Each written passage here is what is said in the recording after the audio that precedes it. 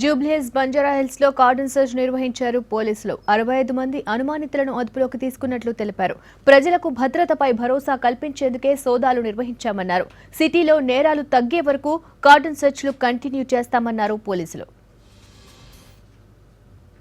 Hyderabad city west zone పరిధిలో Banjara Hills Jubilee Hills police station పరిధిలో ఉన్న జహీరా నగర్, సింగాడికుంట, ఫిలిం నగర్, అదేవిధంగా రెహమత్ నగర్, కృష్ణానగర్ జూబ్లీహిల్స్ పరిధిలో ఈరోజు cordon and search operation Hyderabad city police commissioner గారి ఆదేశాల మేరకు చేయడం జరిగింది. సుమారు 9 మంది రౌడీ షీటర్స్, మాకు ఎప్పటి నుంచో తప్పించి తిరుగుతున్న 2 నాన్ బెయిలబుల్ వారెంట్స్ సంబంధించిన వాళ్ళు, ఒక మద్యం అమ్ముతున్న బెల్ట్ షాపు, అదేవిధంగా ల్యాండ్ గ్రాబింగ్లో, రెవెన్యూ ల్యాండ్లో, వేరే ల్యాండ్లో, డిస్ప్యూట్ ల్యాండ్లో, హకీంపేట బంజారాహిల్స్లో తరచుగా ఆక్యుపై చేసుకుంటున్న 2 ల్యాండ్ గ్రాబర్స్, అదేవిధంగా రాబరీ కేసులో ఉన్న ఒక 4, 6 చైన్ స్నాచర్స్ సంబంధించిన వాళ్ళు 25 మంది 3 గ్యాంబ్లింగ్ ప్లేసుల్లో సుమారు 1,71,000.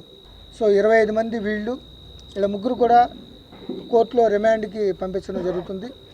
టోటల్గా 65 మంది బ్యాడ్ ఎలిమెంట్స్, రౌడీ షీటర్స్ అయితే కానీ మాకు అరెస్ట్ కాబడిన వాళ్ళు 5 వెహికల్స్, నెంబర్ లేని వెహికల్స్ గ్యారంటీగా ఇవి మేము ఈ బైక్ థెఫ్ట్లో వెహికల్స్ కింద భావిస్తున్నాం.